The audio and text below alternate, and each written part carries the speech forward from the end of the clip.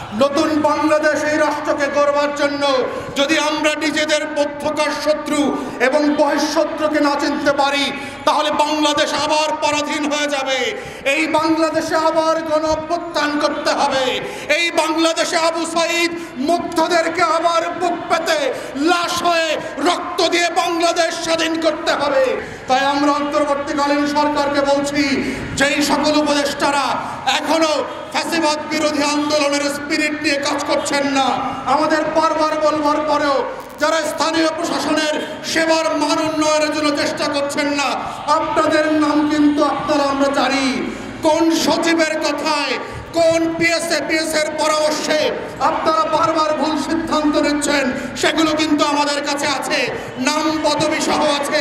বাধ্য করবেন না, উপদেষ্টাদের নাম ধরে ধরে আমরা প্রতিবাদ করব, মিছিল করব। সাথে দেখলাম গত 16 বছরে এই ফ্যাসিবাদীদেরকে রক্ষা করবার জন্য যে আমলাতন্ত্ররা পা চাটা গোলামের মতো করে কাজ করেছে, যে সকল আমলারা গত 16 বছর মির্জাফরের মতো বাংলাদেশ বিক্রি করে দিয়েছে, যে আমলারা 2014 সালে জগৎ শেঠের মতো বাংলাদেশ বিক্রি করে দিয়েছে, যে আমলারা 2018 রাতের নির্বাচন করবার মধ্য দিয়ে উমি চাঁদের মতো বাংলাদেশকে শত্রুর হাতে তুলে দিয়েছিল, যে আমলারা দিল্লির দাসত্ব করবার জন্য 2008 সালে বাংলাদেশকে ভারতের কাছে বন্ধক দিয়েছিল, যে আমলারা 2024-এর ফেক নির্বাচনের মধ্য দিয়ে বাংলাদেশের গণতন্ত্র নির্বাচন ব্যবস্থা ধ্বংস করে দিয়েছে, সেই দালাল মির্জাফরের বংশধর আমলারা এখনো রাজার হালতে সচিবালয় দাপড়ায় বেড়াচ্ছে। বাংলাদেশ এই কারণে রক্ত দেয় নয়, 1700 শহীদ জুলাই আগস্টে রক্ত দিয়ে গণ অভ্যুত্থান এই কারণে করে নয় যে হাসিনার তাওরা সন্তানরা, যে সকল পটপর আমলারা বাংলাদেশ বিক্রির দাসখত করেছে, শত শত স্মারক আর চুক্তি করে ভারতের কাছে রাষ্ট্র বিক্রি করে দিয়েছে, সেই দালাল আমলাদের কথায় আমাদের এখনো চলতে হবে। রক্ত দিয়ে বাংলাদেশ তৃতীয়বার 24-এর গণ অভ্যুত্থান এই কারণে করে নাই যে আমলাদের কথা মতো অন্তর্বর্তীকালীন সরকারকে ভুল সিদ্ধান্ত নিতে হবে, এই কারণে করা হয় নাই। গরিব মানুষের উপরে আমলাদের পরামর্শে ব্যাট পড়াতে হবে, স্থানীয় প্রশাসন ব্যবস্থা ধ্বংস করে দিতে হবে। প্রিয় দেশবাসী, তাই আমরা বারবার বলছি, গণ অভ্যুত্থানের স্পিরিট হচ্ছে নতুন বাংলাদেশে জাতীয় শত্রু মিত্র চেনার রাজনীতি বোঝা। নতুন বাংলাদেশ এই রাষ্ট্রকে গড়বার জন্য যদি আমরা নিজেদের মধ্যকার শত্রু এবং বহিঃশত্রুকে না চিনতে পারি, তাহলে বাংলাদেশ আবার পরাধীন হয়ে যাবে। এই বাংলাদেশে আবার গণ অভ্যুত্থান করতে হবে। এই বাংলাদেশে আবু সাঈদ মুগ্ধদেরকে আবার বুক পেতে লাশ হয়ে রক্ত দিয়ে বাংলাদেশ স্বাধীন করতে হবে। তাই আমাদেরকে বারবার মনে রাখতে হবে, কারা গত 16 বছর ধরে এই বাংলাদেশ রাষ্ট্রকে পরাধীন করেছে, কারা দিল্লির দাসত্ব কায়েম করেছে, কারা আওয়ামী লীগ জাতীয় পার্টি ও 14 দলীয় সিন্ডিকেটের মাধ্যমে বেনিফিট করে লক্ষ লক্ষ হাজার হাজার কোটি টাকা পাচার করে বাংলাদেশকে একটা তালাবিহীন ঝুড়িতে পরিণত করেছে। এর ভিতরে আওয়ামী লীগের রাজনৈতিক পেশারা যেমন আছে, বুদ্ধিজীবীরা যেমন আছে, আমলা নামধারী দালাল এবং পাটপাররা আছে।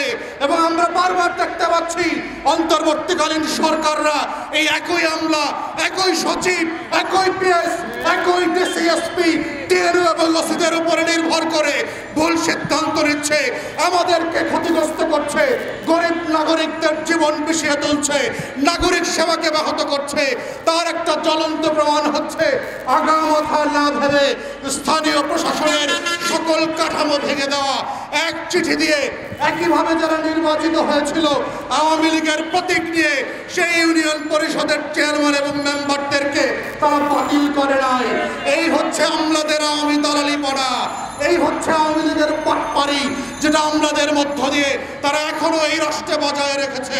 তাই আমরা অন্তর্বর্তীকালীন সরকারকে বলছি, যেই সকল উপদেষ্টারা এখনো ফ্যাসিবাদ বিরোধী আন্দোলনের স্পিরিট নিয়ে কাজ করছেন না, আমাদের বারবার বলবার পরেও যারা স্থানীয় প্রশাসনের সেবার মান উন্নয়নের জন্য চেষ্টা করছেন না, আপনাদের নাম কিন্তু আমরা জানি।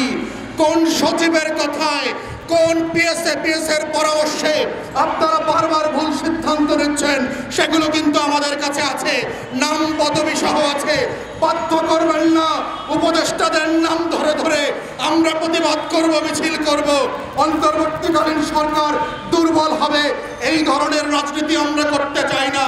তবে এটাও সত্য, জনগণ যদি সেবা বঞ্চিত হয়, দেশের মানুষ যদি বারবার ক্ষতিগ্রস্ত হয়, স্থানীয় প্রশাসন ভেঙে যাওয়ার মধ্য দিয়ে যে আওয়ামী ঠিকাদার অংশ ছিল তাদেরকে দিয়ে এখনো গ্রামে গঞ্জে ডেভেলপমেন্ট ওয়ার্ক চলছে, এটার মধ্য দিয়ে গণ অভ্যুত্থানের স্পিরিট নষ্ট হচ্ছে। তাই আমরা বারবার বলেছি, যারা ফ্যাসিবাদ বিরোধী আন্দোলনে ছিল, যেই সকল কাউন্সিলর পৌর মেয়ররা বিএনপি জামাত থেকে বহিষ্কৃত হওয়ার পরেও স্বতন্ত্রভাবে দিনের ভোটে নির্বাচিত হয়েছে, তাদেরকে পুনর্বহাল করেন। বিএনপির মহাসচিব মির্জা ফখরুল যে 19 জন মেয়রকে পৌরসভায় পুনর্বহালের কথা বলেছেন, আমরা তার সাথে একমত পোষণ করছি, তাদেরকে পুনর্বহাল করেন।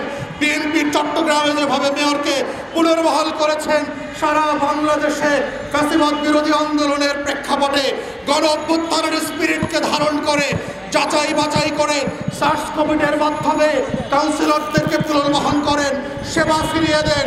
আমাদেরকে দিয়ে সারা বাংলাদেশ ক্ষতিগ্রস্ত হয়েছে গত 16 বছর, তাদেরকে দিয়ে স্থানীয় প্রশাসনকে কোনোভাবে সেবায় ফিরিয়ে আনা যাবে না।